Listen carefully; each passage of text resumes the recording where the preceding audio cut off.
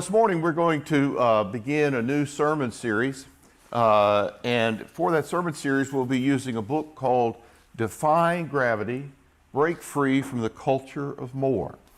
And so in the coming weeks we're going to ask different lay people from the congregation to come and talk about their experience with gravity. And due to the fact that we are about to lay out for the next 2 weeks, Laura has invited my wife Sherry to come and be the first speaker in that series. So Sherry?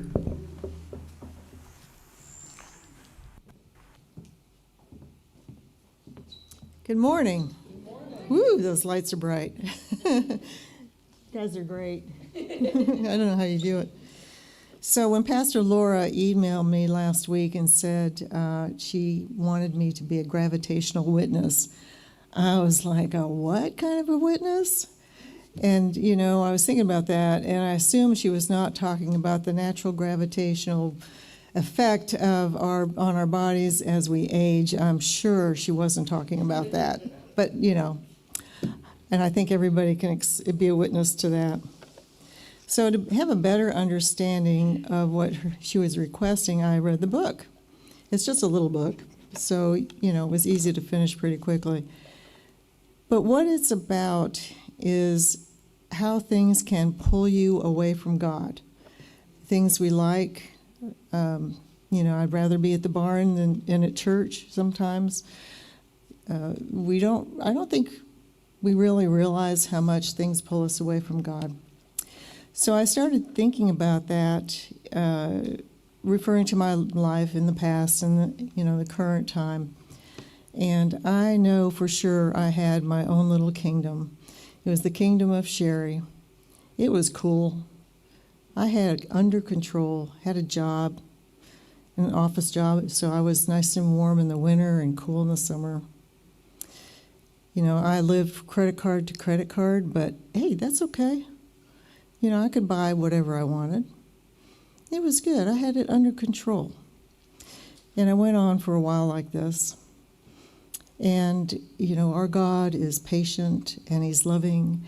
And He waited and waited and waited for me to leave my kingdom and come to His. But I didn't. So God made a plan to change that. He took away everything in my kingdom. I lost my job. I got deeper in debt. I really ended up with nothing but myself, my lab, and my car, and my horse, of course. So I made a bargain with the barn owner to trade my work at the barn for my board and rent. And I started really, really working hard in the winters, in the summer. You know, where was that job I had? My laptop was stolen, so I couldn't do any remote work. And the worst thing was my golf clubs were stolen. They didn't want my shoes. They just wanted the golf clubs. I guess I should be insulted. But I had to really work to support myself. Things weren't easy. So I took on multiple part-time jobs. I worked nights at the Crumley House, which was fine, except the commute was pretty bad. And I started a farm sitting business because people just don't want to leave their horses with, you know, anybody. So I was working all kinds of jobs all the time, working all the time. And, you know, I would go from part-time job to barn work to somebody's farm, feed the horses, go back to the barn, do some more work, leave and do somebody else's horses. And I was so busy working all the time, I didn't have time to think about what I had lost. You know, God has an amazing way of getting our attention, and He certainly got mine. So, wait a minute, I need to check where I am in my... I'm not as good as Steve is at this. I even sold my jewelry. all my good jewelry to get cash. I was learning to live without, and that was the major lesson, I believe. I didn't need all those things that I was being pulled to. So it was a real struggle to get the cash and, to eat, and I made sure my animals ate before I did. But, we all have trials, and we go through a lot of stuff. So my story is not anything that's unusual. It's just my story. So eventually, God led me towards him. He started the pull. He gives and takes and gives.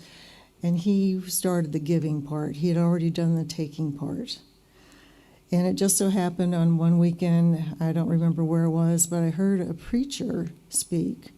And I really liked what he said. So I started going to his church. Now, I was brought up Catholic. I had no idea what Methodists believe in.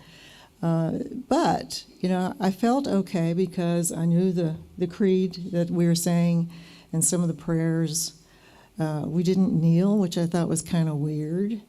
And that last part of the Our Father, where did that come from, But I felt comfortable there. I felt safe. I felt welcomed. So as time went on, I just felt more and more moved, pulled toward God, even though I didn't realize what was happening. So, long story short, I became a member. I was very active in that church. And I learned more and more about giving back to God because I wasn't giving back to God. He was actually providing things for me. He provided a friend who called me out of the blue and said, "Do you need some financial help?" Oops. He provided another friend who found a job for me. There was a little house that came available near the barn where I was living that I was able to move into and afford. And I didn't really recognize that this was happening until I started to get to know him.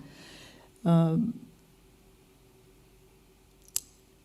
the more I knew, the more I loved him. And I wanted to give something back to him, but I didn't have anything. And I talked to my friends at the church about, what am I giving back to God? Because I don't have any money to give back to him. And they said to me, "But you're giving your time."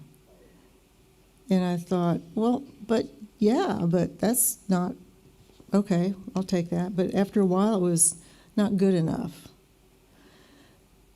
So I decided to try tithing, and it was hard. I said, okay, 10% right off the top, that leaves me with very little left over, but this is what I'm supposed to do.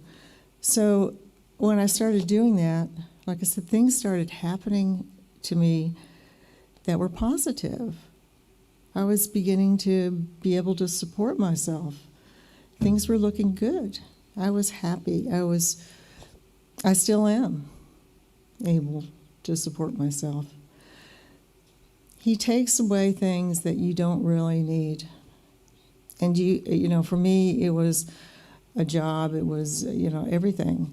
And I was so angry, and I didn't understand why life had to be this difficult. But it did. That was the only way that I could learn. And now I feel that gravitational pull to be here, to be with other worshipers, other families. I've gotten very active in different organizations in the church.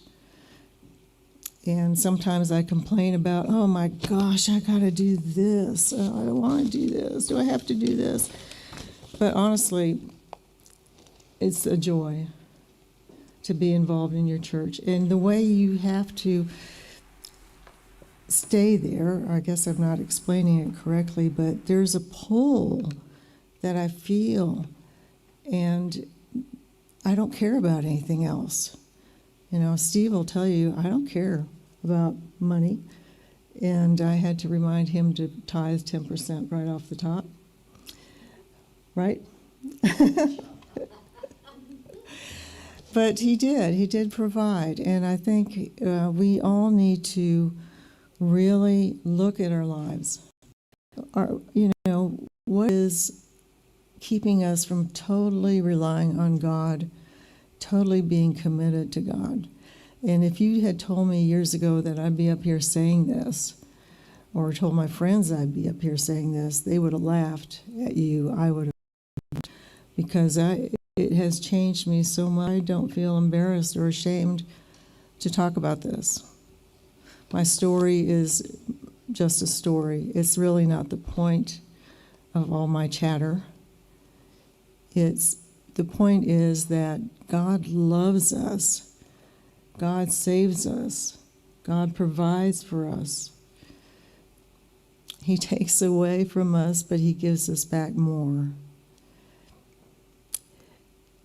Stay in the pull of the Lord, because the other option is not good. There's so much more peace here, and I wouldn't want it to be any other way. So I'm done chattering. Thank you.